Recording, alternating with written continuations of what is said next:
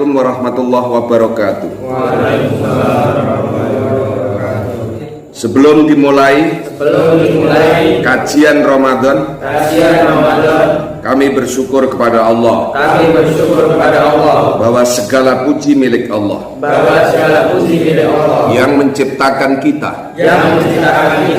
Bahwa kami yakin Tuhanlah Allah subhanahu wa ta'ala segala-galanya.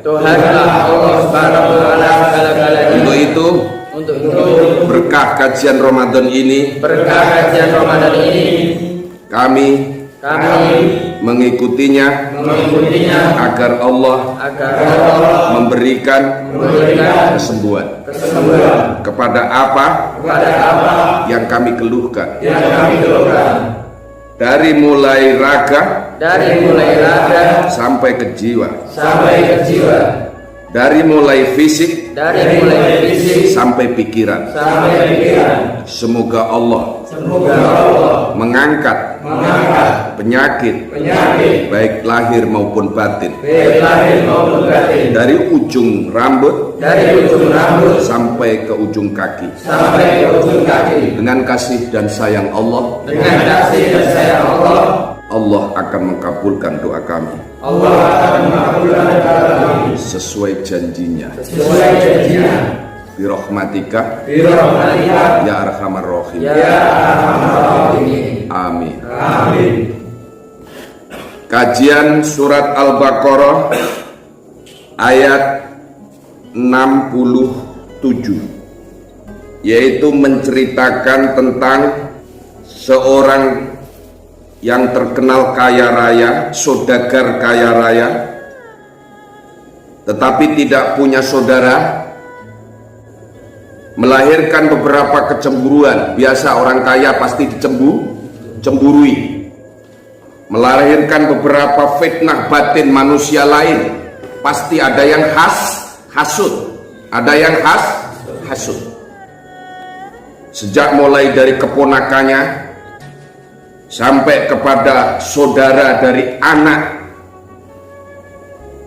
kakaknya, sampai anak dari adiknya, keponakan dari saudara kakaknya maupun saudara adiknya, semuanya iri, ingin memiliki kekayaan dari pamannya.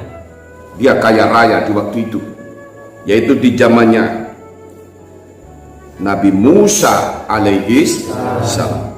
Begitulah nak, orang tidak punya ingin punya, tetapi begitu punya pasti banyak halangan dan musuhnya. Orang miskin ingin kaya, begitu kaya dia pasti diuji oleh Allah. Banyak orang yang iri dan hasud. Bahkan ada yang masa mudanya gigih, semangat, bekerja, berusaha, berikhtiar. Begitu belum sampai pada titik keberhasilan, jatuh. Saraf nyambun, budel, masuk keluar rumah sakit jiwa. Begitu sehat dibawa pulang sampai rumah marah-marah, mecah kaca, mecah jendela, bahkan kepala orang mau dipecah.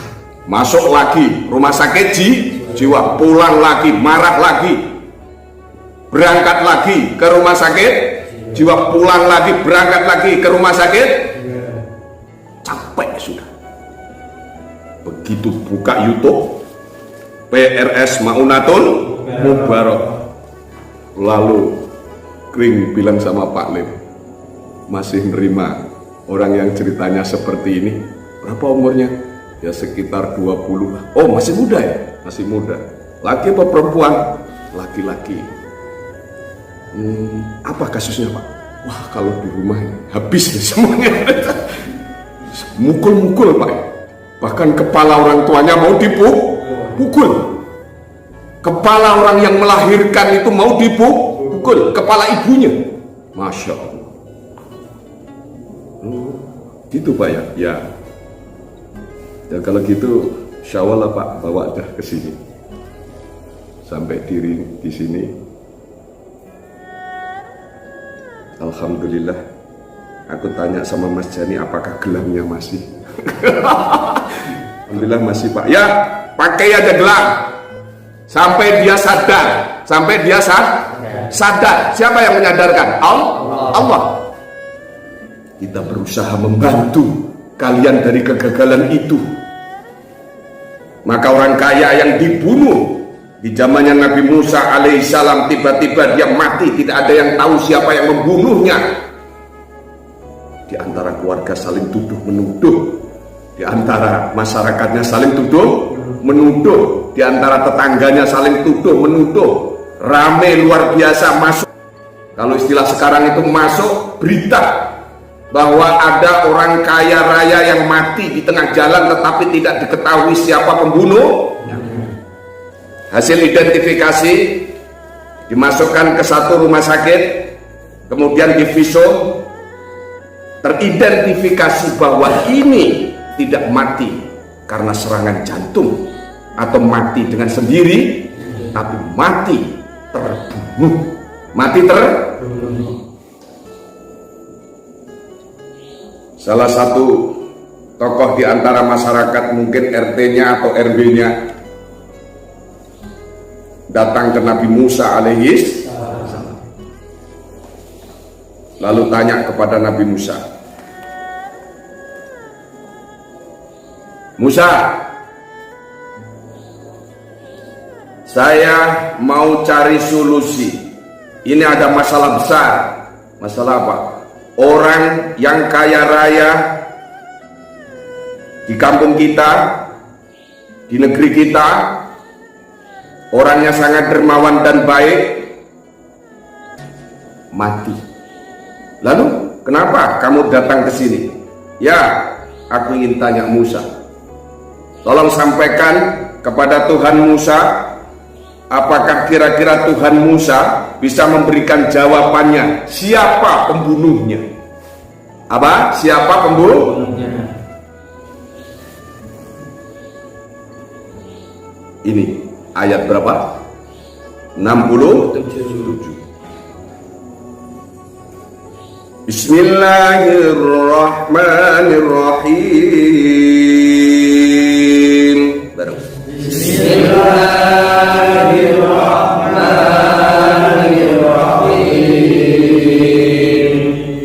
Wa id qala Musa liqaumihi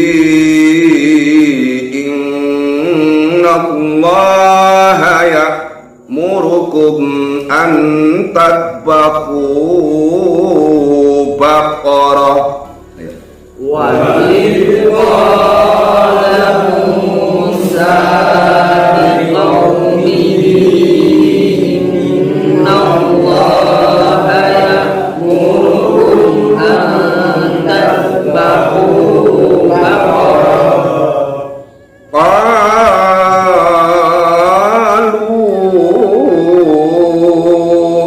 tattakhiduna huzwa qala a'udzu billahi an akuna minal jahilin. Ayo. Qalu atattakhiduna huzwa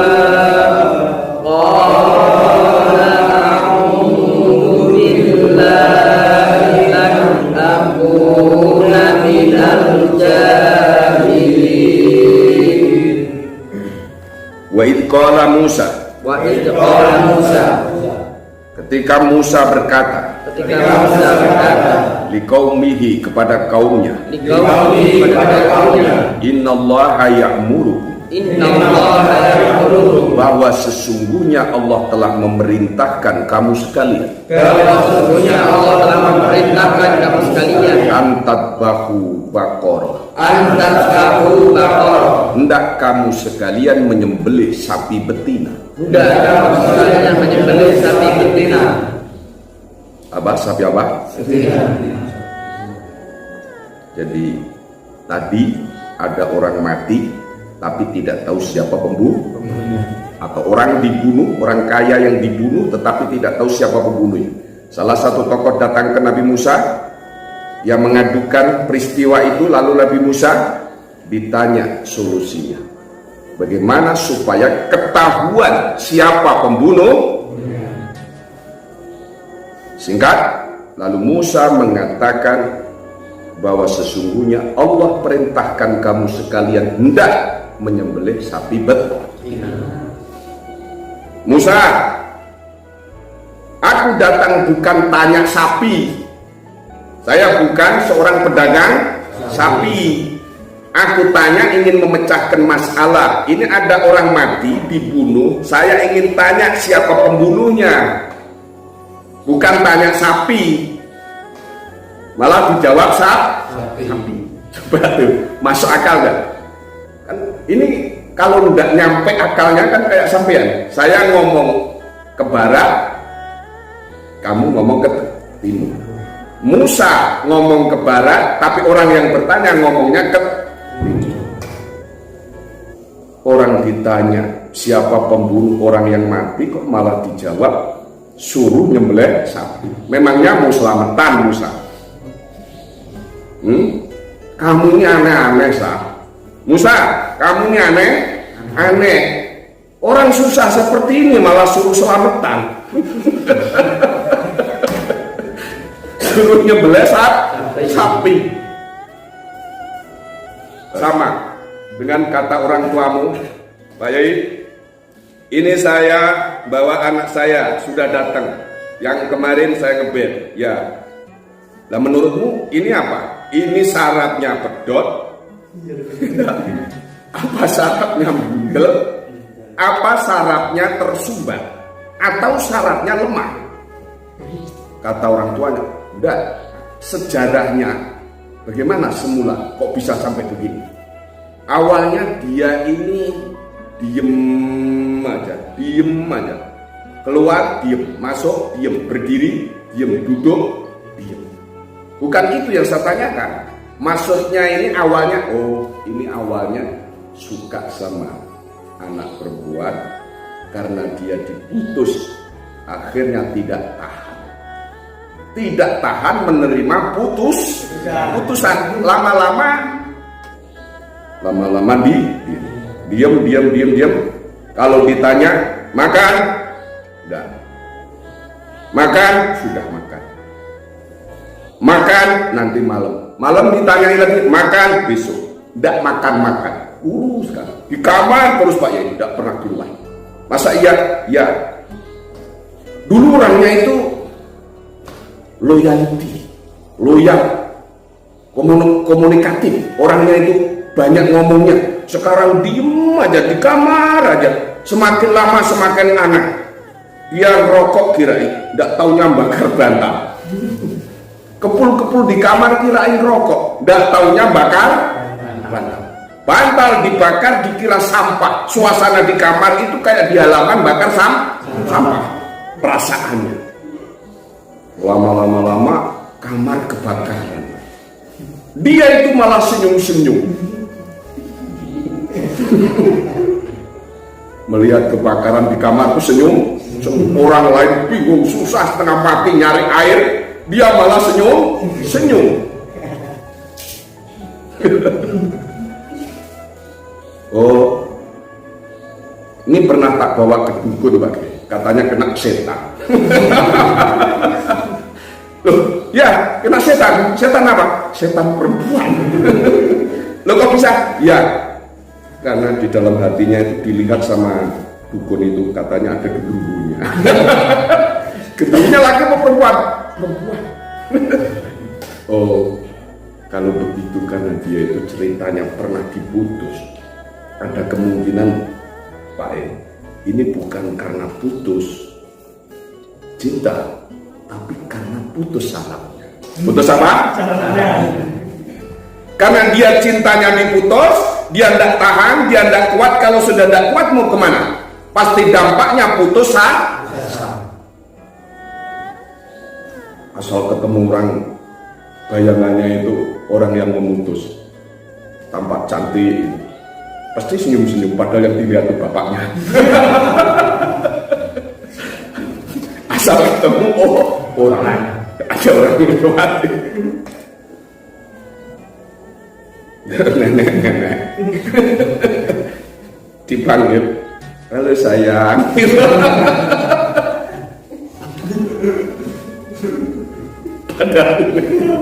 pada nenek.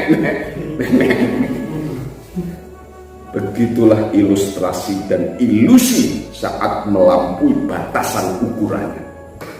Meski dia tua, nenek-nenek pun tampak cantik. Begitulah syarat kalau digunakan melampaui ukuran dan batasannya. Begitu putus, bocor, tidak normal. Meski laki-laki kelihatan, perempuan cantik. Bapaknya sendiri dipanggil sayang.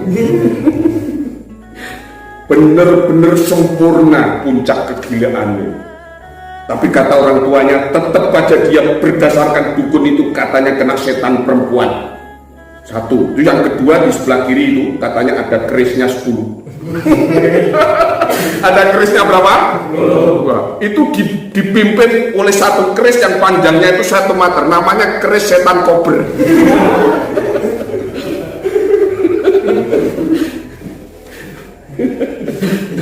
Gila itu aneh-aneh. Saya tanya, kok Pak tahu? Ya ini anak bapak berapa? 2, yang satu perempuan, yang satu laki. Lah, ini laki-laki satu-satunya. Iya. Padahal itu anak emas. Anak apa? Emas. Karena satu-satunya. Pak Yai, dulu saya tidak punya anak laki-laki. Ini kakaknya perempuan. Saya berdoa kepada Allah di kegelapan malam, saya tahajud mohon supaya diberikan anak laki-laki.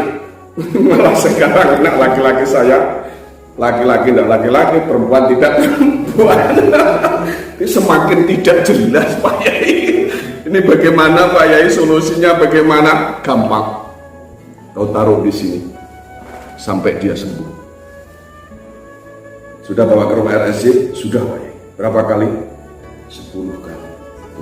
Berapa kali? 10 kali. Kenapa tidak sembuh-sembuh? Nggak tahu nih. Semakin kurang ajar aja kalau di rumah dia. Manggil bapaknya itu sayang. Semakin kurang ajar. Kalau dia pas marah ngeri Pak Yai. Kenapa? Tangannya mukul-mukul. Saya khawatir ada yang terbunuh. Masya Allah. Beginilah kasus orang yang syaratnya putus. Kadang-kadang kita diberi oleh Allah pemberian Allah berupa akal dan pikiran. Di akal dan pikiran kita maksud dan tujuannya untuk memilih mana yang baik dan mana yang buruk. Tapi begitu perangkatnya bermasalah, maka sudah tidak bisa lagi membedakan mana yang baik, mana yang buruk. Kata orang tuanya kena setan. Saya bilang enggak. Bukan kena setan. Syaratnya putus. Kok Pak Yai bisa bilang syaratnya putus? Nah itu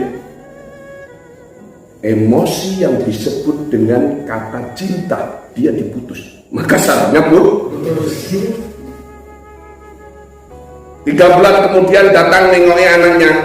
Anak saya kok belum ada perubahan Pak Kiai? Ya memang begitu, Allah belum kasih sembuh. Coba Pak duduk sini, tak ambil rumput, tak putus. Pak tolong ini disambung. Loh, Pak Yai kok tambah aneh sama saya? Rumput dipotong suruh nyambung. Begitulah syarat anak Anda.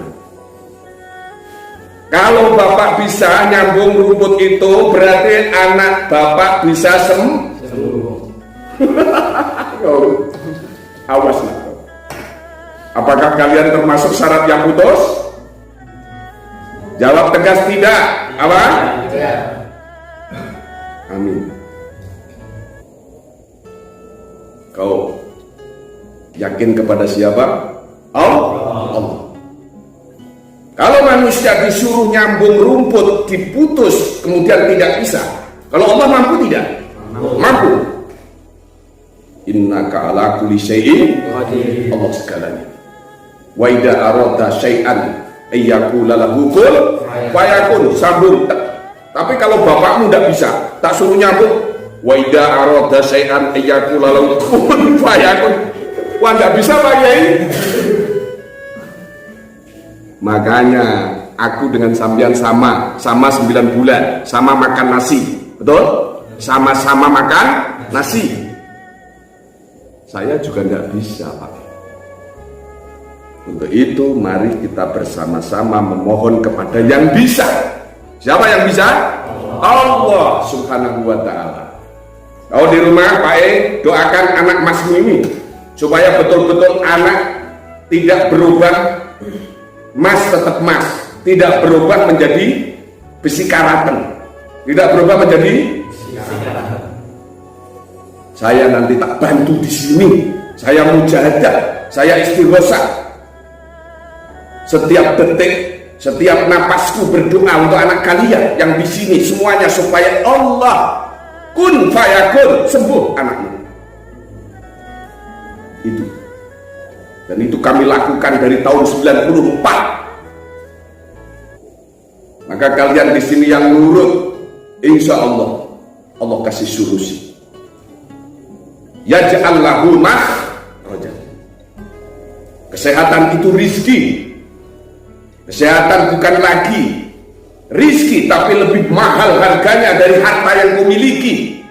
Bapak, kau punya rumah? Punya, rumahku bagus. Kau punya mobil? Punya, mobilku bagus. Kau punya anak ini sama mobilmu sama rumahmu, kira-kira itu lebih mahal mana? Lebih mahal anakku.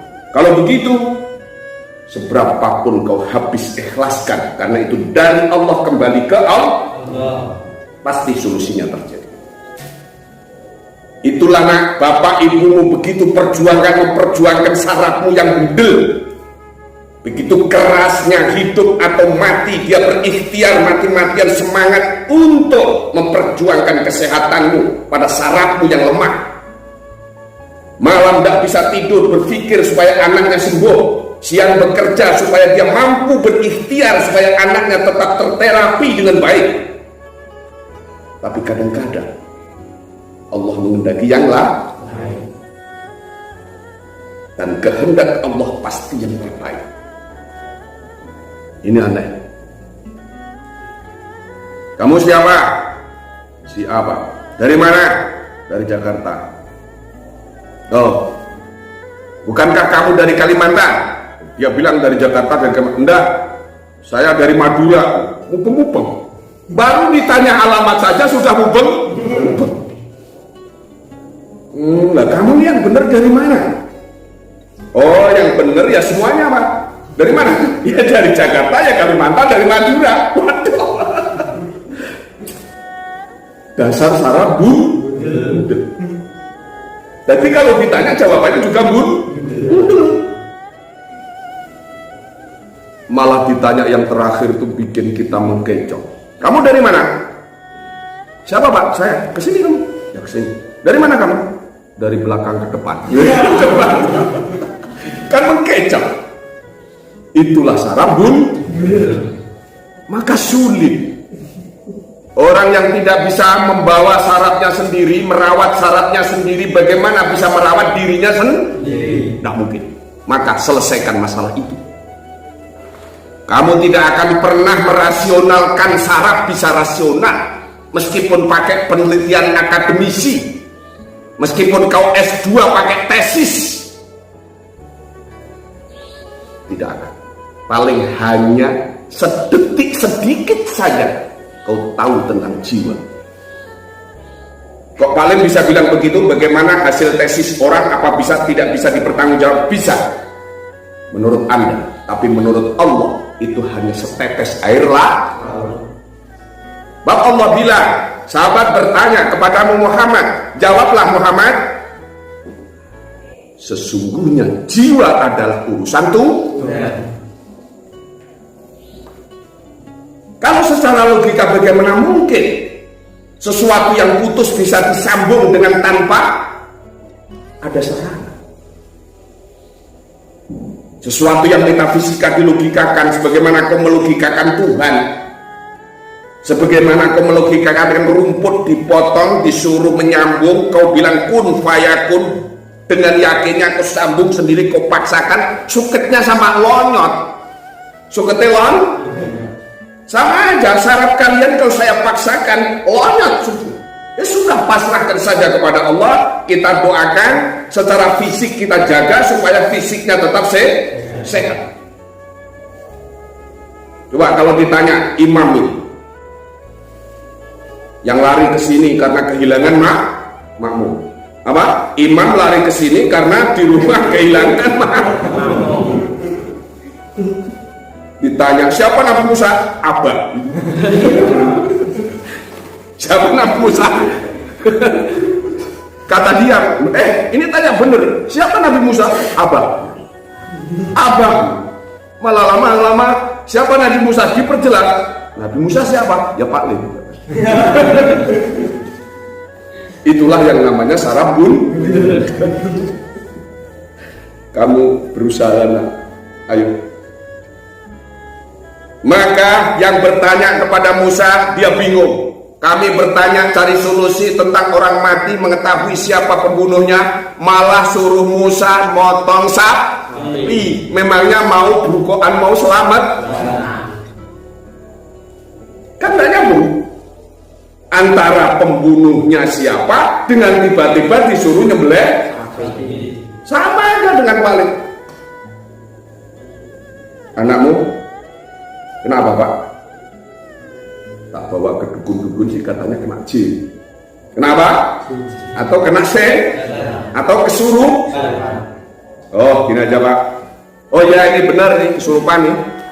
Masalahnya bagaimana ini? Oh, anakmu ini eksklusif, tertutup.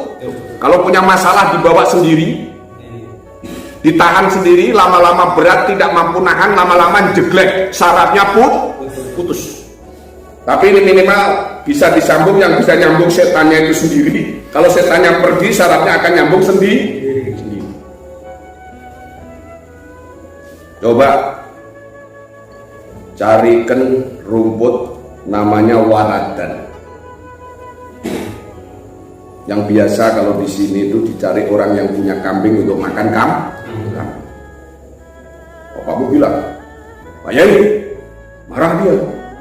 Aku ini mau gua setan yang ada di dalamnya anak aku, bukan aku disuruh ngarit. Orang dikon ngarit, Pak Yai ini aneh-aneh sekali. Saya ini Pak Yai, saya ini bos. Kalau anakku ini bisa sembuh, berapa Pak Yai minta saya kasih? Sombongnya keluar. Sama aja waktu di Nabi Musa. Nabi Musa orangnya sederhana, baik pakaiannya, penampilannya, sifatnya, semuanya bersifat sederhana. Sedangkan orang-orang itu pakaiannya berlomba-lomba tentang pakaian, tentang harta, tentang rumah, tentang kendaraan. Datang ke Musa karena dia itu tokoh. Mungkin kalau sekarang pakai mobil pun mobil mewah, pakai sepatu pun beli dari Jerman. Datang menghadapi orang yang pakai kusut, baju ngambil dari bagornya orang gila, peci cuma miring begini, gitu. Persis sama dengan yang di rumati. Sing rumati kalau sing di rumati podo dikira orang gila Pak. Kalau kamu tidak percaya ya sudah. Ya, sampai di rumah mikir-mikir ya, kok suruh cari waradan sambil kau baca sholawat. Apa? Terus di rumah, karena orang kota ke kampung dia, cari di saudaranya di kampung, bilang sama saudaranya, saya ke Sayung di tempat rehabilitasi jiwa di Demak. Di sana disuruh ngobati anak kita pakai apa? Waradan. Saya tadi marah, dikira saya ini tukang ngarit kambing apa begini. Oh, ini jelek-jelek bos, punya perusahaan banyak, kok disuruh ngarit? Oh jangan gitu dulu Pak. Biasanya gitu tuh kadang-kadang malah mandi gitu, malah ya carikan saudaranya, ambil wirid waradan, gitu, lalu dideplok. Setelah dideplok, lalu dilaburkan. Malam-malam mimpi ada banyak orang minta pamit keluar dari rumah. Tiba-tiba anaknya bangun tidur menjadi Ada yang peristiwa seperti itu karena faktor mistis. Karena faktor apa?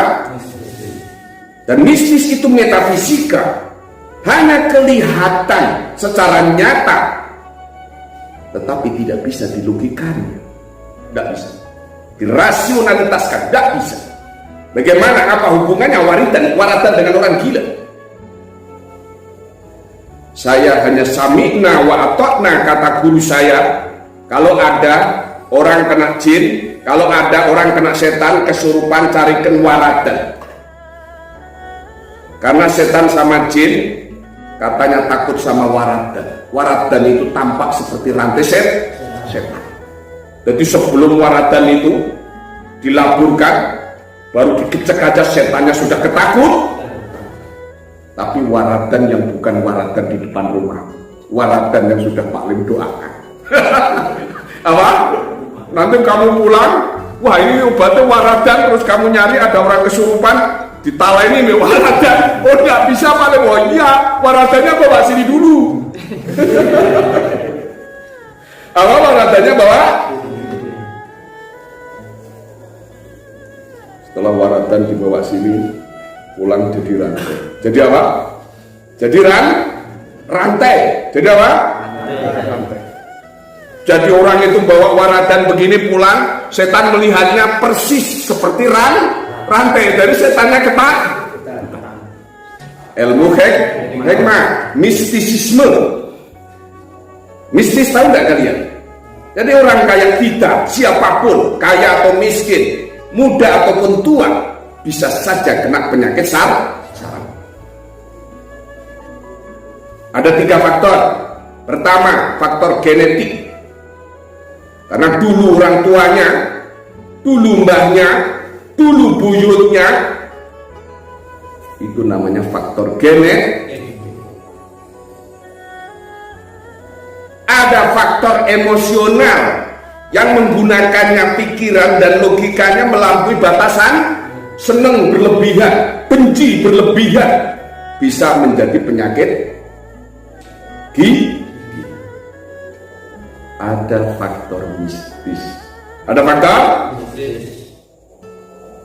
Nah, jin, kena setan, disantet wong. Disantet? Biasa tuh, aku seneng gue kue ora gelem. Oh, awas, dukun bertindak. Apa? Dukun bertindak. Oh, kamu bilang tidak, ya saya bilang dukun bertindak. Kamu bilang tidak, saya bilang dukun bertindak. Wah, setan tuh seneng kalau kayak gitu. Paham? Maka kata saya sulit dipahami karena ilmu hikmah seperti apa yang dikatakan seperti Nabi Musa alaihis. Orang datang cari solusi, mau minta solusi malah disuruh iblis. Kalau atattakhiduna huzwa, dia bilang, oh dasar Musa, kau bilang katanya nabi tapi kayak orang gila. Oh dasar Musa, si Jinggodowo, memang pantas kamu itu dibilang seperti apa? Wedus. Kayak wedus lah, lana. Dihina habis Musa itu. Karena apa? Logika orang yang menerima itu tidak nyambung. Akhirnya dia ikuti saya. Qalu mereka berkata. Atattakhiduna huzwa? Apakah engkau akan menjadikanku menjadi bahan pengejekan? Apakah engkau menjadikanku bahan pengejekan? Bener kan? Gejekan? Karena enggak logis. Sama aja. Kalau Anda ke dokter pasti logis. Tapi kalau Anda ke sini, kita akan berdoa. Dan doa itu saat dimustajabahkan sulit dilogikakan. Di dalamnya ada yang namanya mistisisme, faham mistis. Maka Musa berdoa, a'udzu billahi an akuna minal jahilin.